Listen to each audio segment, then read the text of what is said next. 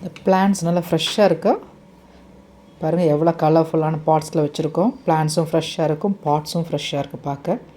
ஆனால் நீங்கள் ஆஃபீஸ் போகிறதாவது இது மெயின்டைன் பண்ணுறது எப்படின்னு உங்களுக்கு ஒரு கேள்விக்குறியாக இருக்கலாம். அதுக்கு இப்போ செல்ஃப் வாட்டரிங் பாட்ஸ் வந்திருக்கு. செல்ஃப் வாட்டரிங் பாட்னா என்னங்கிறத சொல்கிறோம்.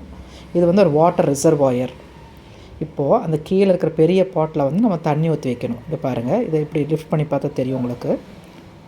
இதில் வந்து தண்ணி ஊற்றி வச்சோம்னா அந்த தண்ணி வந்து அந்த இன்னர் பாட் வந்து டச் ஆகும்போது அதில் த்ரெட் இருக்கும். அந்த த்ரெட்டு மூலமாக பிளான்ட்டுக்கு வந்து உங்களுக்கு தண்ணி போயிட்டுருக்கும்.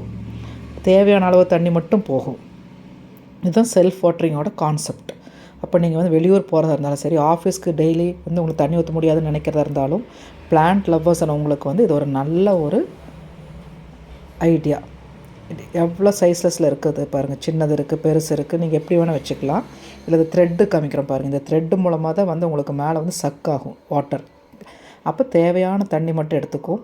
உங்களுக்கு வந்து ரூட் வந்து ராட் ஆகாது, பிளான்ட்ஸும் ஃப்ரெஷ்ஷாக இருக்கும். உங்களுக்கு வீடும் வந்து பசுமையாக ஃப்ரெஷ்ஷாக இருக்கும், ஏரும் ப்யூரிஃபை ஆகிடும், செடிக்கும் தண்ணி கிடச்சிரும். ஒரு கல்லில் 3 மாங்காய்.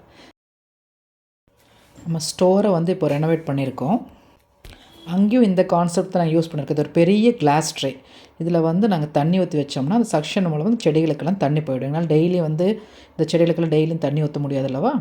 வீக்லி ஒன்ஸ் மட்டும் நம்ம செக் பண்ணி சீவீடு ஆயில் மிக்ஸ் பண்ணிட்டோ இல்லை ஃபிஷ் ஆயில் மிக்ஸ் பண்ணிட்டோ நம்ம வந்து கீழே ட்ரேயில் ஊற்றிட்டோம்னா நியூட்ரியன்ட் ரிச் வாட்டரும் பிளான்ட்ஸ்க்கு போயிடும்.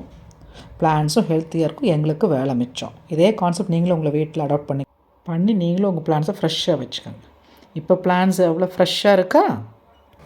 இந்த மாதிரி யூஸ்ஃபுல் டிப்ஸ்க்கு எங்களை ஃபாலோ பண்ணுங்கள்.